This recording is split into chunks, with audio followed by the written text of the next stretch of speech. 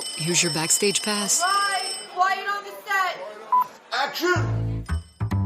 Welcome to Sedona's Backstage Pass with Chandra, presented by Chef Lisa Dahl. This is your inside look into culture, curators, and creative artists. And now, your host, Chandra. Welcome, my VIPs. You've got your Backstage Pass, and you are in.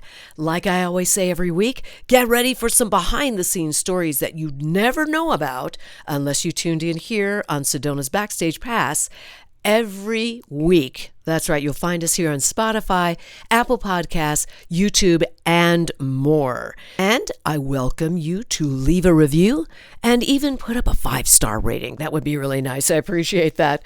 Okay, I'm going to tell you about some things that are going on around town.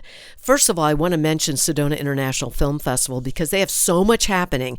If you love live theater, if you love movies, Sedona International Film Festival theaters are the place to go. That's Mary D. Fisher Theater and also Alice Gill Sheldon Theater. They are located in West Sedona. So get this. Remember, Sedona International Film Festival has Sedona Professional Theater Company, and they have been putting on some wonderful plays and musicals. I just saw one, and it was just so much fun. And there's one coming up. It's happening tonight. That's right, and it's also going to be tomorrow. So it is The Belle of Amherst, starring Tara Flanagan as Emily Dickinson.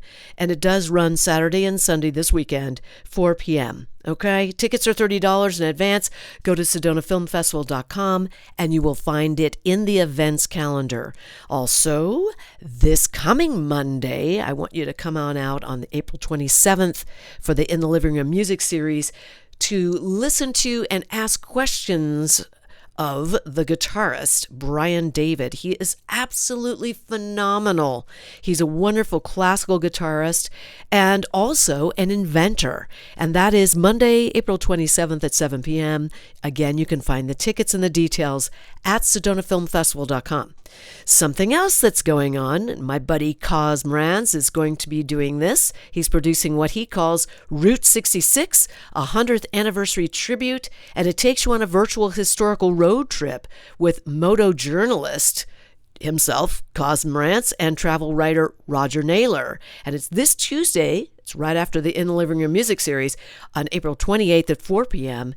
And again, filmfestival.com, SedonaFilmFestival.com, I should say.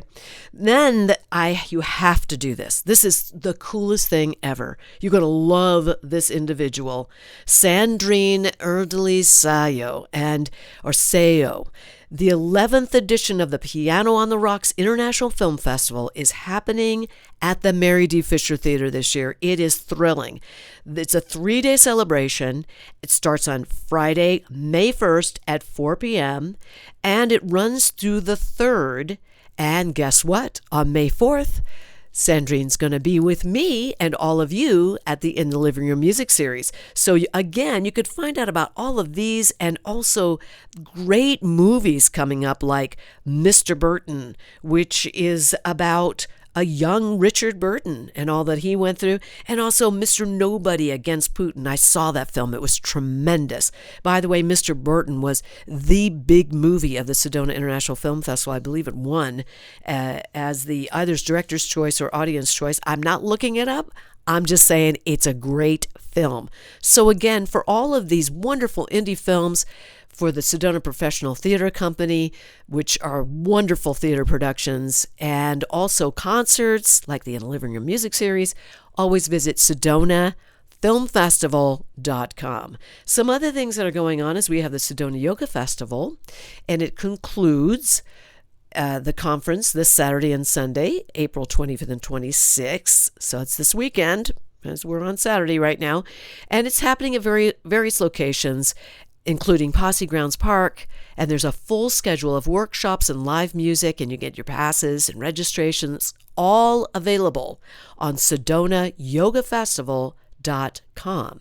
I also want to mention that if you want to know about events, go to Sedona.biz. They have got a great calendar there. There is the Red Dirt Concert Series celebrating its 10th anniversary and its season kickoff next Friday, May 1st from 5 p.m. to 8 p.m. And that's happening at the Posse Grounds Pavilion with performances by Satellite Eclipse and Runaway Fire. And this is a free community event, and for details, go to sedonaaz.gov and look under Red Dirt Concert Series. And one more thing I want to tell you about, this is important. Sedona Art Center and a lot of galleries, almost all of them here in Sedona, like, for instance, the galleries in Tlaquepaque, in Uptown Sedona, like Sedona Art Center. You want to go to this. This is what we call First Friday, and it's going to be May 1st from 4 p.m. to 7 p.m., and there are tons of galleries. Just look it up. Go to visitsedona.com. You'll find all the openings. Usually the receptions have live music or maybe DJs. I've done them, provided the music and all of that. I know Sedona Art Center has something wonderful planned, so make sure you go over there and watch all the great artists in process, as well as just checking out all the great work that's on display, okay? So there's some things to do in Sedona this whole weekend all the way through next weekend. My first guest, I'm always excited to have on the show because I learn so much. And I mean that in the most fun way, by the way, because history can be fun. So thank you, Nate Meyers, Executive Director of the Sedona Heritage Museum, for being here today.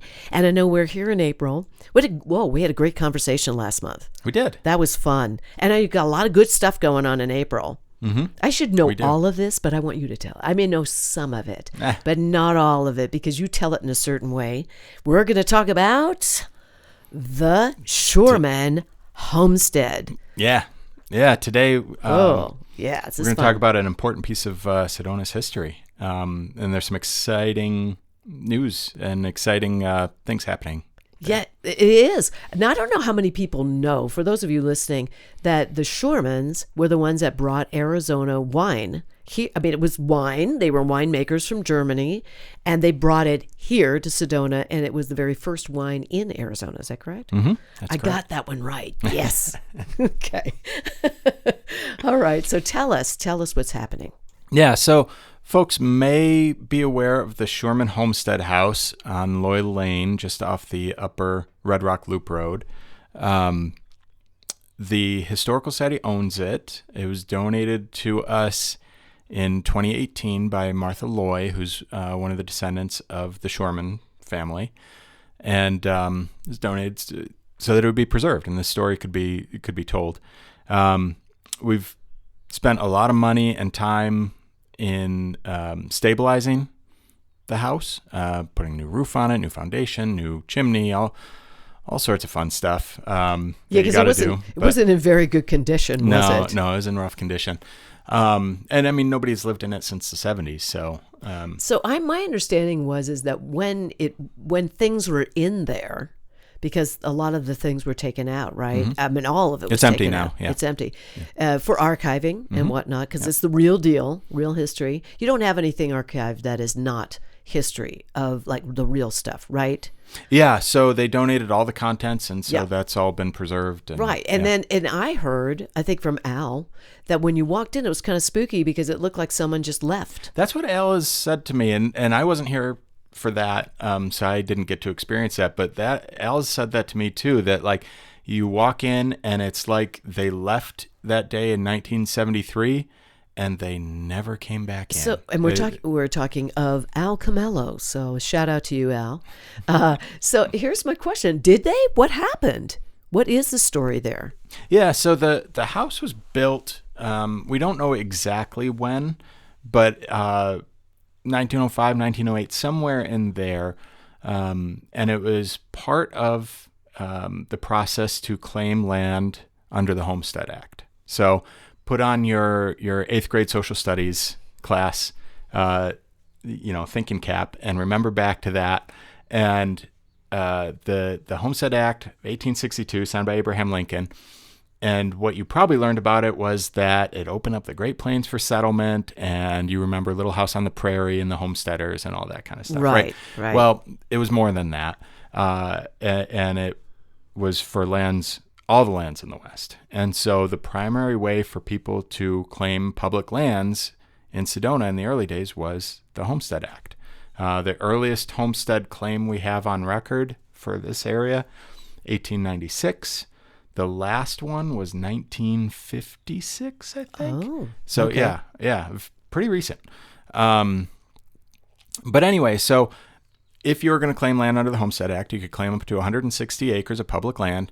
Then you had to improve it for 5 years. Oh, very interesting. And improvement meant building a house on it, bringing irrigation to it, and proving it up, farming it.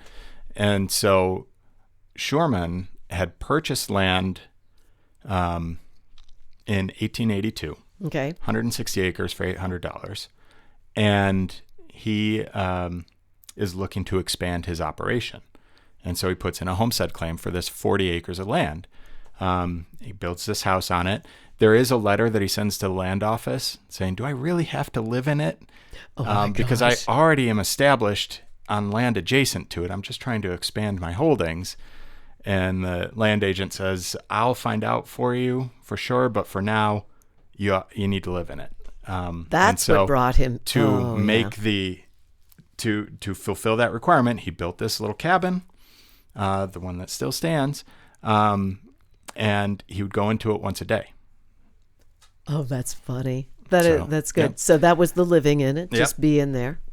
Yep. Okay. And is this so this is the one that we're going to That's the talk one we about? own. That you Yeah. wow, Yep. that's Yep. amazing, Yep. actually. And so he gets his patent for the land. It was called a patent that you'd get. It was essentially the deed from transferring the ownership of the land from the federal government to the homesteader.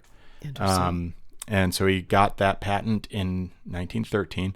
It's generally a 5-year process, so that's why we're like, we don't know when exactly he built it. 1908 seems likely. However, we have pictures that are dated to 1905, and the cabin's there. Okay. So, Yeah. 1905, 1908, somewhere in there, he builds this. He puts in the claim and gets it.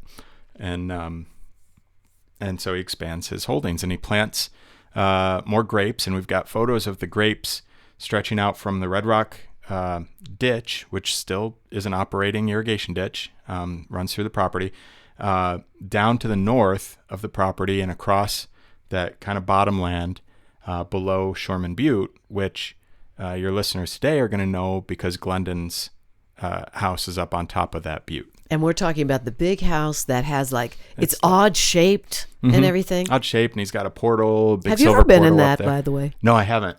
Do you ever want to be in I that? would love to go up there and see what the view is and see what it is, because I run into him once in a while, and he's like, "Hey, you ever need a cup of sugar? Come by the house." So Oh my I just need to take gosh. him up on that. Oh, you need to do that. I want to know how he gets up there. There's a lift. It's a lift? Yeah. Outside? Yeah. Outside. Yep. Oh my gosh. Yep. So where does he park? I'm sorry, I'm digressing. He's but got a garage at ground level. that's crazy. So you're outside and it's lifting you. Yep. Well, let's hope it never freezes over. Okay, just saying. All right, so we'll get back to this now. All right, so Certain the house. logistical issues come with living that way. Yeah. I guess so, yeah. Okay. It's a huge house, by the Yeah. way, everybody. Amazing. You can't miss it because it looks very modern. Yep. It's really wild looking. So, all right, now what are we going to do there?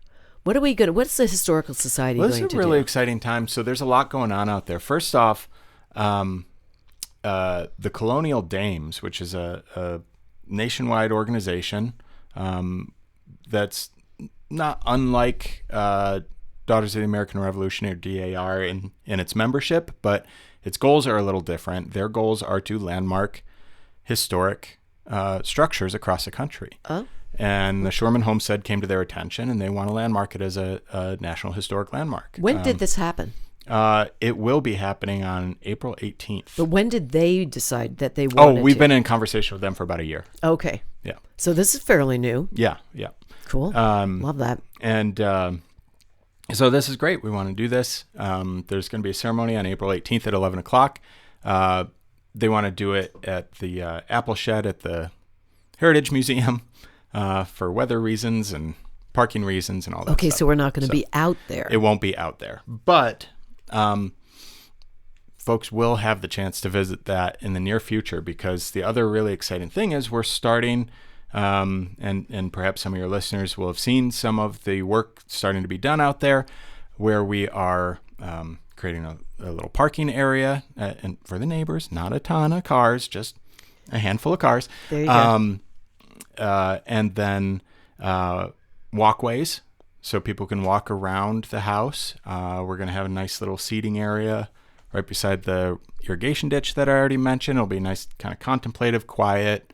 It's beautiful out restful there. And it's not too far away from the Red Rock Cemetery. No, yep. It's like really close to it. So when you go to this, or if you go to the Red Rock Cemetery, which is definitely something to see, right? Go to the other one as well. Go to the Sherman Homestead. Yeah. So this is really neat. Yeah, and so we'll have an exhibit there too that'll tell you why this place is important, and what the story of the Shoremans is, and the wine and all that kind of stuff. So there'll be some outdoor signage talking about it, and then we won't be able to let people into the house right now.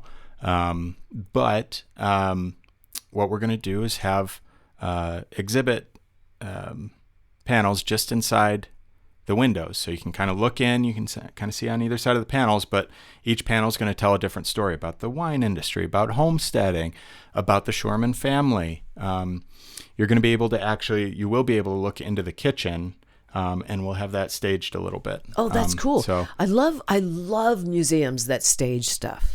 You know, that was one of my favorite things. I used to steal away to the museums in Balboa Park in San Diego. Yeah. They have a wonderful history museum, and all that staged, and I love it. I don't know. It was really cool. We don't really do so much of that, do we? We have it in the museum. Yeah. They're staged. Yeah. It's all staged. Yeah. Yeah, of course. yeah, Yeah. that's another type of exhibit. Yeah. So we will have a little bit of that. A little bit of it in the kitchen there. Ooh, neat. And, we were talking beforehand about environmental factors and that kind of stuff. And environmental factors are definitely one of the reasons we will not have the rest of the house staged, is it's not climate controlled. I don't know what it would take to get it climate controlled. Yeah, that would be difficult. It would be difficult and expensive. But so without being able to keep the rodents and pests out, we don't want to put stuff in there that can be ruined by the environment, by pests. Oh, yeah. That But would be a in problem. the kitchen, we can kind of stage the kitchen a little bit, because, if we have some cast iron pots in there, have fun gnawing into that, Mr. Pack Rat. Right. That's not going to happen. Yeah. That's hysterical. And the fluctuations in temperature aren't going to have a major negative effect on those. Right, because we're going to get really hot. I would think we're going to have a terribly hot summer. It's been a hot spring already. Yeah, 95 in March. In March. What? Wasn't that really, nuts? That was crazy. Yeah. That was rough. So now, when are we expecting this to all happen, where it's all together? And Well, we've got different contractors working on different parts of it. We don't have a set date yet, but we will definitely make sure people know about it. And if it takes us into the summer, we'll wait to have a big celebration until in the fall when it cools down a little bit. It's something to look forward to. Yeah. I mean, like really that's exciting. probably the likeliest scenario. It's just it's taken so long to get some of the work done. Oh my gosh, yes. It's but a big deal. It's been there 100 years. We can wait another couple weeks. Yeah, that's right. Not a big deal. Yeah. So we're maybe it'll probably be in the fall, maybe. Probably in the fall. Yeah. But that doesn't mean that people can't drop by in the summer. If you find yourself out there, check it out. That's really neat. Yeah. I love it. A lot of work goes into this. Now I know that there's a couple of people on our board of directors who also do exhibits. They do a lot of the displays, right? Becky Cruz, thank you, Becky, and Clancy Sage. They work together as a team with you. Yep. And so there's an ever-changing thing with exhibits, right? I want to talk a little bit about that. How many months does it take to, when you put up a display and you've got it going on, right? This is kind of like, I'm thinking about entertainment, like plays, because we know, depending on the theater, whether it's a regional theater or whatever, it takes a certain amount of time to put a show up. Yeah. You've got to build sets. You've got to get costumes. You have to get everyone on page. How long does it take to put a display on while you have a new display up? Because you always have to be ahead of it, don't you?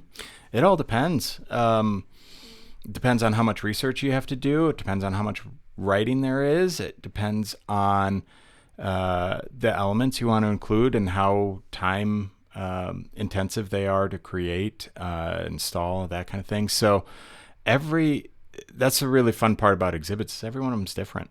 And so, the one we had most recently, the temporary one we had most recently, Hiking Sedona's History, that was fairly straightforward, in the sense that, the display was some text panels, a few artifacts out there, but it wasn't, there wasn't a huge number of components that went into it. Okay. Or different components. Right. Components would be like what? Well, what would make it difficult? Well, if you're going to have some different graphics or info panels or infographics is the word I was looking for, combining those two. If you're going to have interactive components, if you're going to have some way for your guests to participate in the exhibit itself. I know. I wish we had that. Participatory exhibits. We've got some things on the horizon that future podcasts will be able to talk a little bit more about. Good. So it all depends. They're all different. And so the Shorman Homestead one, probably there were some folks who probably thought the exhibit's there. It writes itself. The history's well. Once I got into the process of writing, I was like, well, but what about this question? What about that question? There was always a question around how did Heinrich Schormann acquire his land in the first place? And there was a story about how Carroll of Carroll Canyon owed him money and couldn't pay him back, and so paid him in land in Red Rock. Oh, that was Carroll of Carroll Canyon? And that's how Schormann got his land. Well, I'm like, okay, can we document that? And then the family showed me an affidavit they have in their possession that Schormann submitted in a federal court. And this affidavit, he says, I bought the land from Carroll. Well, that's a very different thing. Oh, that's so different. And so that's so different. I spent a bunch of time as I was writing this exhibit for the house, digging in, and I finally found a deed where, in fact, in 1882, Heinrich purchased 160 acres from Carroll for $800. And so this is weird. Between the affidavit that says that and the deed, we know that's what happened. And so the family story, I don't know where that family story came from. I was going to say, wouldn't it be interesting to find out? What happens, by the way, when you get something that's conflicting like that, and now you're an investigator, and you put it together, how do you change that? That's the work of history. And that's why history isn't static, is because there's always new evidence coming to light. And so with this affidavit and with the deed, well, these are contemporaneous pieces of we call them primary source material. You might remember, again, from your 8th grade history class, learning about primary sources and secondary sources, right? The primary sources are the ones that are created in that moment. And so the sworn affidavit and the deed are created in that moment. They're telling us what happened. Yes. And so that's whereas the story about the debt, well, it's a nice story, but like the only documentation we had of it was family lore. Oh, so interesting. And so you have to weigh, you've got two pieces of primary source material. You have secondary source material at best about this debt. And like I said, it's family lore. Lore is not fact. Lore, it's a made up story, basically. That is that's crazy. So you have to weigh your sources. My gosh. Yeah. So I have to ask you, what is the craziest thing that you have had? I'm going to digress a little bit from this because we're going to talk about the Schormanns. We'll get into them even later. Back to them. We'll keep coming, because it's going to be great fun as this develops and everything. What is the craziest thing that has happened to you as far as finding out information or something that happened or something that in the was course used? of research? Yes. Yeah. Oof. We get a lot of researchers at Sedona Heritage Museum. We get, that's one of the services we offer. And recently we've been on a heater. We've had a lot of them coming in. So keep them coming. We love to be able to help people out with their research. But one that comes to mind is actually from my time when I was at the Chandler Museum down in the Valley. And I had a researcher contact me saying that she wanted to find out everything she possibly could about the city of Chandler's bookmobile. Now, this is 2016, 2017 when she's coming to me with this inquiry. The bookmobile had, this was a late 80s, early 90s thing that Chandler did, and that was it. And I was like, well, we probably have some stuff, but I don't know. Let's set a time for you to come in. And she said, well, here's the problem. I live in Northern California. And I was like, why does somebody in Northern California care about the Chandler Public Library bookmobile from 25 years ago? What is happening? And so I said, it doesn't matter to me. We'll help you, but can I just ask, what's your interest in this? And she goes, I don't know if you've ever heard of the band Green Day. Oh, now, at this point, my jaw hit the floor because, I'm of the age where, that was coming of age music for me. I was in 6th grade when their first huge album, Dookie, came out. I mean, this was the music of my adolescence, right? Right. And so I'm like, yeah, I know Green Day. Yeah, and I'll say. She's like, well, I believe that the bookmobile that they toured in while they were writing and recording the Dookie album is Chandler's bookmobile, and I want to document that. Oh my gosh. And I was like, oh, well, I will help you as much as I can because this sounds cool. And so we schedule, she comes in, we get newspaper articles, we get photos, and we're able to document that, yes, in fact, what happened was Trey Cool, the drummer's dad, purchased at public auction this bookmobile from Chandler Public Library, oh my gosh, converted it into their tour bus, built bunks for them, built equipment storage, and then he drove them around while they were doing this. That's incredible. I love it. At the time, they had just been inducted into the Rock and Roll Hall of Fame. The bookmobile was at the Rock and Roll Hall of Fame, and the owner sold it to this woman who did this research. So to this day, she actually brought it to the grand opening of the Chandler Museum in 2018, brought the bookmobile back to Chandler. She tours across the West anyway, taking it to every Green Day show in the West. Oh my gosh, so it turned into a thing. It turned into a thing. I love it. Yeah. That research, and you have a lot of research. People can come into the Sedona Heritage Museum to do research. Mm-hmm. I've seen them there. As a matter of fact, my creative partner, Dev Ross, has done that when we've written musicals. Absolutely. She spent a lot of time in there. She sure did. So thank you. I can't believe we've run out of time. Thank you so much for being here. Nate Meyers, go and say hi to him at the Sedona Heritage Museum. Have you had people say hi? Tell me yes. Just say yes. Okay, good. I'm like, lie. No, come on, guys, do it. All right. Thank you, Nate, for being here. You guys stay with me. I'll be right back.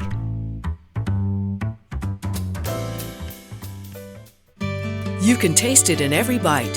For over 30 years, Chef Lisa Dahl has redefined what it means to dine in Sedona, serving soulful and handcrafted cuisine inspired by love, artistry, and community. From the original little kitchen at Dahl and DeLuca to the majestic spirit of Mariposa to the couture flair of Butterfly Burger, every experience is elevated, every ingredient intentional. In every dish, you experience Lisa's lifelong mantra, when you cook, you feed the soul. To learn more about Lisa Dahl and the Dahl restaurants, please visit cheflisadahl.com. When your project demands precision, experience, and trust, turn to Sefton Engineering Consultants. From expert civil engineers to construction management, we deliver real-world solutions that stand the test of time. With over 30 years in the business, Luke Sefton's team is committed to getting your project done right, on time, and on budget. Sefton Engineering Consultants. Reliable, experienced, personal. Learn more at seftonengineeringconsultants.com. Here's more of Backstage Pass with Chandra, brought to you by Chef Lisa Dahl. My second guest with me right now, he's an author. He's also a former broadcast person. When I say that, I mean TV mainly and some radio, sportscaster. I can only imagine what that was like for him, the excitement of sports. Bob Hogue, welcome and thank you for being here. Well, I'm just absolutely delighted to be here, Chandra. It is an amazing experience, an opportunity to talk about Loves of Sedona. I know, as that's well your as book. a little bit about my career too. So it'll be fun. That's your book. I know. I'm looking right at this book. Thank you for it. You gave it to me, a copy of it. Loves of Sedona, historical fiction. That's a kind of an oxymoron, is it not? Well, I love history, and then I love creating characters. So what better way to do it than historical fiction? We all know the greatest historical fiction writer of all times, J. Mishner. My mother came from Hawaii. I learned more about the history of Hawaii through James Mishner that I said to myself, when I get to that stage of my life when I really want to write, and I had been writing magazine stuff, and I had been, obviously writing my sportscasts and broadcasting, etc. I said, I'm going to do historical fiction. And so I wrote a novel in Hawaii, which was a local bestseller there, called Sands of Lanikai, set in 1941. A lot of history. And I even used some characters kind of based on family members. So the repeat has happened here now when I retire and come to Sedona, and I create Loves of Sedona, much history from the 1880s all the way to present day about a family named Love.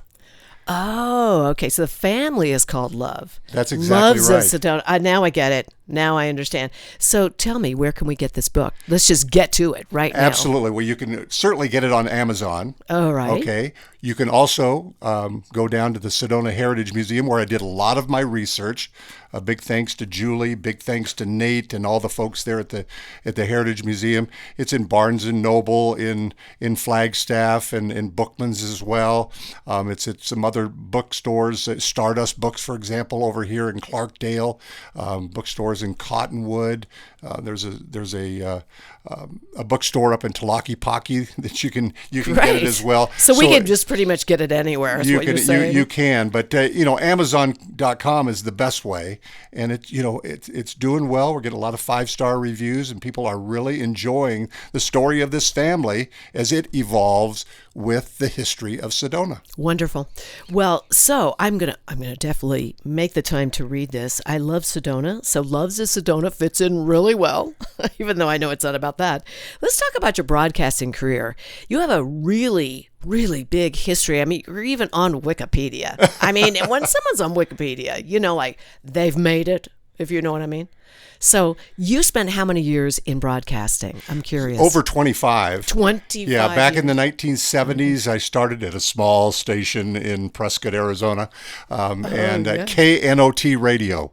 Which was, back in the day, they played beautiful music, and I did some commercials, and I was a salesman, and I even introduced some play-by-play. First play-by-play I ever did was the Arizona Fast Pitch Softball Championships in Prescott at their historic little stadium there, and I remember, what a great opportunity this was just to learn, and luckily I was able to make the jump to television by the end of that first year, and I went to Montana, then to Iowa, where I was the voice of the Iowa Hawkeyes in basketball and football. Then to the West Coast, got a chance to do Cal football, got a chance to do some Major League Baseball like San Francisco Giants and Oakland A's in spring training, and eventually to Hawaii, where I finished my television career with a dozen years over there, University of Hawaii. And of course, all this time I was doing the sportscasts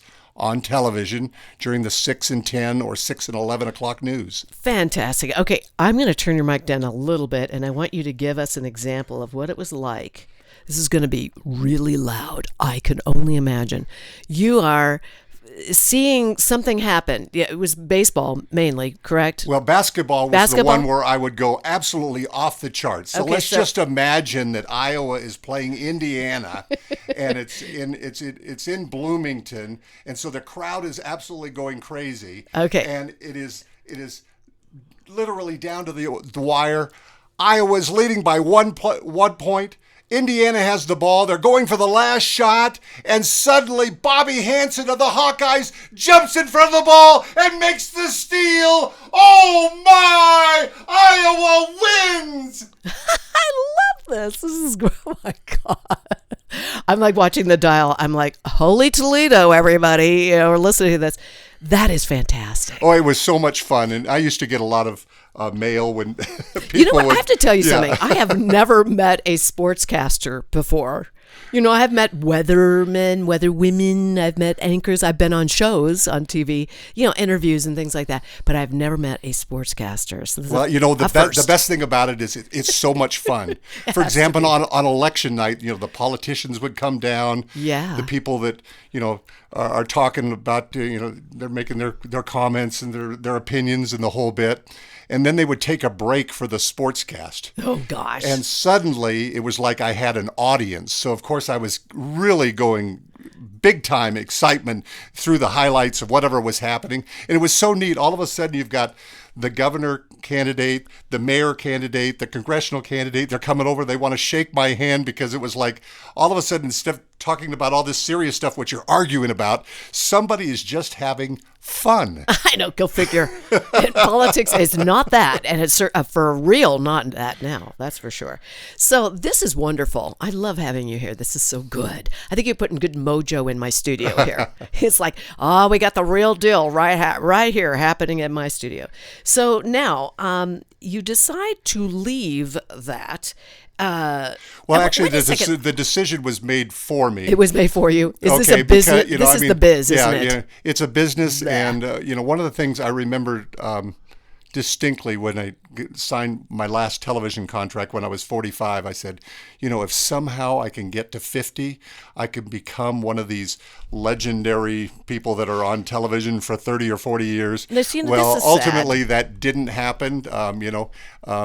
I apparently aged out and they wanted to get somebody younger.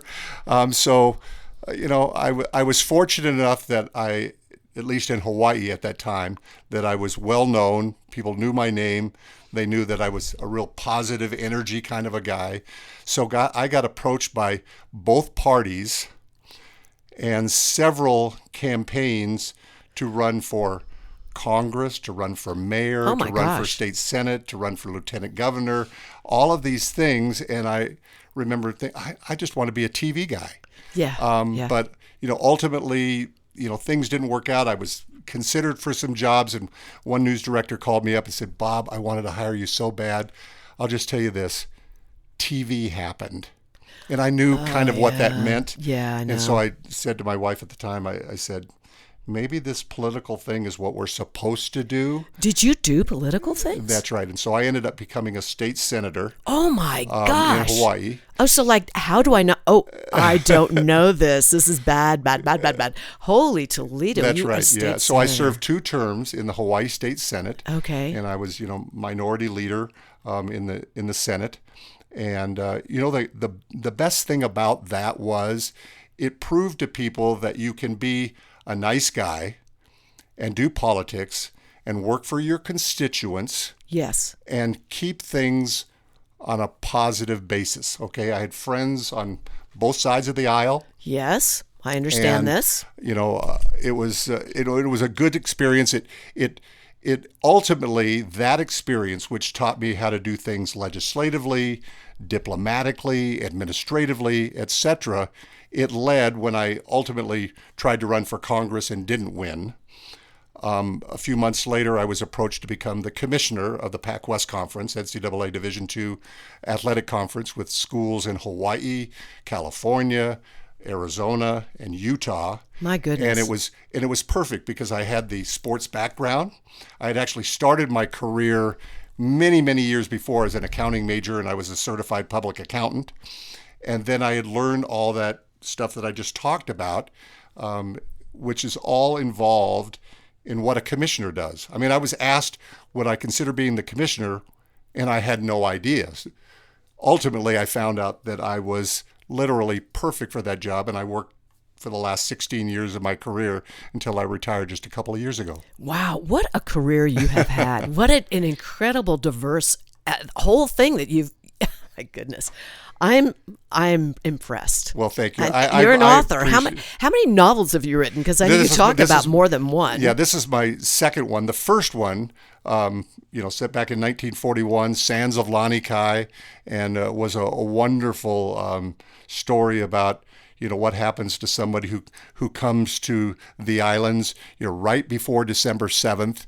He's faced with a family tragedy, and happenstance makes him come across somebody who is spying, for the Empire of Japan, and ultimately this entangles all of this and as well as my other characters into what happens before, during, and after December 7th, 1941. So it was really not only a labor of love, but because I put so much history into it for the town that I lived in, which is Kailua, right on the other side of the island from Honolulu and Pearl Harbor. And I said, this is my love letter to Kailua. And the novel's called Sands of Lanikai. So it did really, really well. We were number one on the local bestseller list there in Hawaii for several months, and that brought a tear to my eye. It was just a wonderful opportunity. Just the other day, I was reading some reviews that I had not seen, and it's just neat how that book touched a lot of people. I can imagine. Because it was not just about the history, it was also about me as the author and my love for Kailua. So I really brought in the beauty of the area and the history, etc. Now, fast forward several years later, and my wife says, when are you going to write that next book? I said, well, you know what? We're going to sit down and we're going to start doing this. So this was over a year ago, and I'd retired. And so now it was just getting all the research that I could possibly do. And I decided I was going to play on the words here because I love Sedona. I've loved Sedona ever since I came the first time in 1967, fell in love with it. Oak Creek Canyon in Sedona was amazingly different town back then. Right. Than it is. 1967, it had to be. Yeah, a small little western town.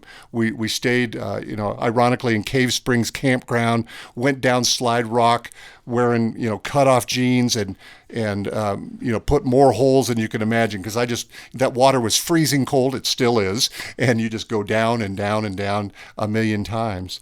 But ultimately, I mapped out a story. I said, you know what? I'm going to really bite off a huge story here. I'm going to imagine this family came here in the 1880s. Ooh, okay. And is still here today.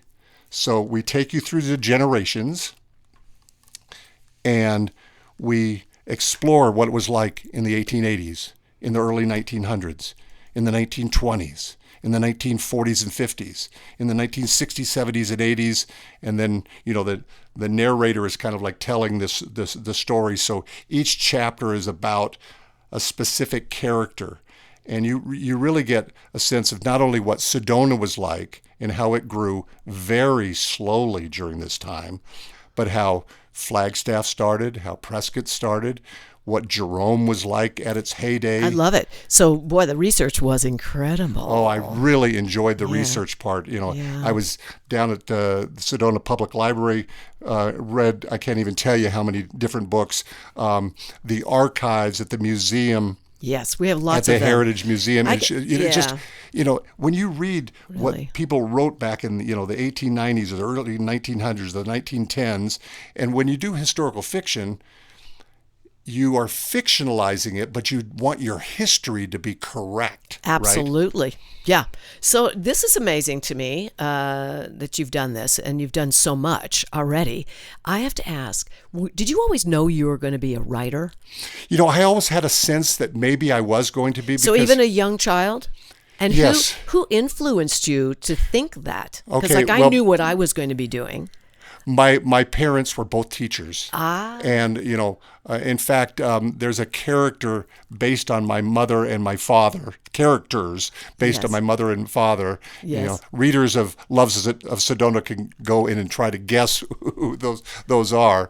But, both my mother was an elementary school teacher, and she recognized right away my love for history. In fact, I remember a teacher back in like 4th or 5th grade had written the comments, says, it seems like all that Bob, ever does besides, playing really hard at sports out on the playground is he's got his head in a history book. And, I'd really like to see him branch out and read some fictional stories. That's funny. And my mom, I thought this was just a wonderful response. She says, the most important thing is he's reading it and he's loving it. True. And that fictional part will come. And so, ironically, I continued to write. My dad did poetry. He wrote a book as well. He was a teacher. He was also a coach. And so both of them were very positive in their reinforcement. And so that led to me, even though I was a broadcaster, reaching out and writing magazine stories. I wrote in Hawaii for goodness sakes, almost 20 years. I wrote for Midweek Magazine, which was a weekly story. And all of these stories would be about the type of people that you may not see them on the news, but they would be positive stories, and people always love these positive stories. Yes, and I understand you are like the positive guy. Your daughter says, what does she say about you with the positivity? Well, they kid me that that my characters are always very positive. When I was in the state senate, they called me Senator Nice Guy, and so so I take that as a compliment. I guess. And you know what? If it means that my characters are very positive or good things happen to them, I imagine my stories or my books are like watching a movie from the 1940s, like you're watching Turner Classic Movies. And remember, It was like the good guy and the good girl. They had the meet cute, and then something would happen. They'd got to get through all these challenges, but at the end, they got together and you had a little tear in your eye, and it just felt good that you watched this movie, right? Right, that's right. And that's the way my book goes. I love that. I love it. So those of you who like to read books that have positive endings, we already know it's going to have a positive ending and lots of positivity in there. That's good. So now we're going to go behind the scenes a little bit. All right. You're on Sedona's Backstage Pass. You're wearing a Sedona cap. You're wearing your t-shirt, Loves of Sedona. Tell me something in your career. I am sure that there is some story from your broadcast days, or maybe even from being a senator. Tell us something we would never know unless we were you. Something that happened, some crazy thing that happened. A crazy thing that happened. Wow, that's a... I know there's got to be tons because I have tons in my business. So yeah, I've had lots of experiences in broadcasting. Who have you worked with? One of the craziest story, and this ends up being a scary story. Oh, okay. You have to make it short. Okay, I will make it short. Okay. Short. I was living in Waterloo Cedar Falls in eastern Iowa, and we would go to a small private plane to fly to whether it was the basketball broadcast somewhere else, somewhere in the Midwest or the East Coast or wherever, and then we would pick up my broadcast partner, Sharm Sherman, who was an outstanding former coach and player. He lived down in Iowa City. Well, Iowa City was fogged in. Ultimately, we flew in, and I remember the pilot saying, you know what, I've got to go down and see if I can, get down and to see the airport. Okay. So ultimately, I'm sitting there with the producer. We made, I believe, 3 or 4 separate dives in the fog. Oh no. To try to go, and when you're in the clouds sometimes, and you're wondering, when you're going to see something. Yes. Well, we kept going down. And we kept going down, and each time he would try to go further, and the producer and I are looking at each other, and we're imagining, oh my goodness sakes, we're going to die. We are absolutely going to die. Yeah, because you could have hit something easily. It could have been anything. We could have hit something. At some point, he said, the fog seems to be going all the way to the ground, and I remember I just hollered out from the back seat, let's forget it. Let's just go on we were going to Indiana, and ultimately we did. And I did the broadcast by myself, and it turned out to be an incredibly exciting game that ended on the final play of the game. But we came literally this close to not having a positive ending.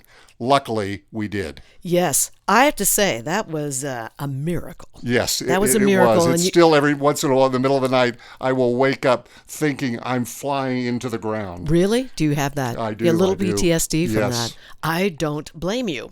That would freak me out. I can't believe it. Ugh. Okay, so question. Would you ever think about serving on the board of directors of the Sedona Historical Society? Oh, I would love to. I mean, Okay, I love history. I have it, Nate Meyers. You're listening. I have it right here. This is it. I serve on it. I'm the VP right now. Oh, are you really? Yes. This is I've been to a couple of the meetings. They have them in Yes. the barn over there. Yes, we do it in the shed. Yeah, do it in Apple the shed. Yeah. And so, yes, I've served. I think this is my 8th year. No kidding. I had to take a break, and then I came back. And so now I think I'm starting my 8th year. I forget. Well, 2 terms. congratulations, yeah. Thank you, and we would love to have you. Yeah, we know Nate Meyers, interestingly Yes. enough. Yes. He and Julie Holst, they both read the first draft of my novel just to check for historical accuracy, that. and we made certain little adjustments. Yeah, and it's it was good. just wonderful to do that, because you want to, as you create a historical fiction, Yeah. you want all the history to be Of course. absolutely right. Well, I can't believe we run out of time. Can you believe it? It Oh, goes my by goodness, so we're having such a good fast. time. I know. So thank you so much for being here. Remember, everybody, Bob Hogue, the name of his book is Loves of Sedona. You could find it on Amazon. Do you have a website? I do not have a website, but you can find me on Facebook, Okay. Bob Hogue, Hogue. Most Yes. people misspell it, but you know Yes. what it is? It's Vogue with an H. There you go. I love it. All right. Thank you, Bob, for being here. And everybody stay with me. I'll be right back. You've explored the trails, stood in awe of the red rocks. Now discover how Sedona became Sedona. The Sedona Heritage Museum tells the story of Red Rock country, from ancient cultures to today's vibrant community. It's interactive, family-friendly, and open year-round, indoors and out. Sedona Heritage Museum, preserving and sharing the soul of Red Rock country. Plan your visit at sedonamuseum.org or call 928-282-7038. Take a deep breath and let it go. At Sedona's New Day Spa, your escape begins the moment you arrive. Enjoy luxurious massages, rejuvenating facials, and native-inspired body treatments. Every moment is designed to restore balance and renew your spirit. Voted Sedona's Best Day Spa, this is more than self-care. It's your sanctuary. Book your experience today at SedonaNewDaySpa.com or call 928-282-7502. Need a clean car fast? Come to Cleaner Quicker Car Wash. We'll have you sparkling and back on the road in minutes.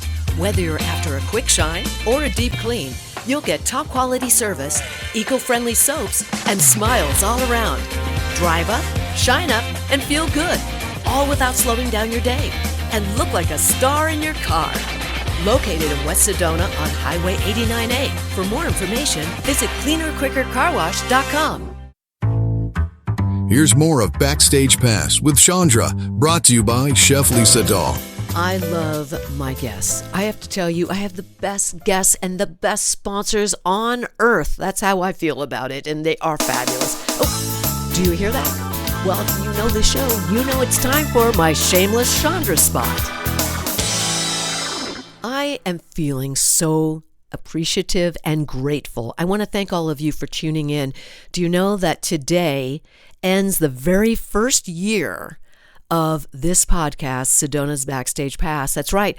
We are celebrating, all of us together, our 1-year anniversary of Sedona's Backstage Pass. I can hardly believe it. It's gone by very quickly. And I want to take this time to thank my sponsors. These guys are terrific. You know, you heard from Luke, Sefton Engineering. Luke Sefton is great. And also the Sedona Heritage Museum, Nate Meyers, the executive director, terrific individual. Debbie Johnson, who is just a powerhouse lady. She's the owner of Cleaner Quicker Car Wash. Of course, Chef Lisa Dahl, who is my presenting sponsor with the Doll Restaurant Group. I just can't thank you enough, Lisa. You're incredible also. And of course, Sedona New Day Spa. I just want to thank all of you for being here with me as my sponsors. And as many of you know, recently I've taken the show over completely in my independent studio. I have a professional studio and I just love working in here. And it's been really a rewarding labor of love. It's not just about the technical side, it's about the stories. It's about from the very first episode with the interviews and literally just wrapping up with Luke Sefton today. It's wonderful. You get a chance to get to know this person. You get to know all of my sponsors because they're on once a month. I'm thrilled to feature them. They've got the most interesting stories, and you get to learn who these individuals are behind the scenes. And please follow and like, put it on your playlist, and share. And I'm just thrilled to make a new dive into this next year, this Series 2 of Sedona's Backstage Pass. And I want to thank you for being a part of this independent journey with me as we start this together. Tuning in, sharing the link to these stories, and being a part of the listeners who get an opportunity to know more artists and more business owners, more curators and creatives. I just want to thank you. There's a lot more conversations coming your way. So thanks for tuning in to Sedona's Backstage Pass. And let's make a cheer together for Series 2 starting in May. Again, thank you for being here. It's been so much fun. Great guests. Love these people. I just love them. Remember all the events that are going on in Sedona. Check them out. You can always go to these websites: cityofsedona.gov, sedona.net, sedonafilmfestival.com, visit sedona.com, sedonamuseum.org, sedonaballet.org, communitylibrarysedona.org, and sedonaartcenter.org. I want to thank you again. Thank you for listening. Thank you for being here with me. Remember, we are here always on Spotify, Apple Podcasts, YouTube, and there's going to be some exciting things coming up with Series 2, so make sure you tune in every week. All right, in the meantime, have a wonderful, wonderful time over this beautiful weekend, and remember, get out your VIP pass and get ready for some more fun stories here at Sedona's Backstage Pass.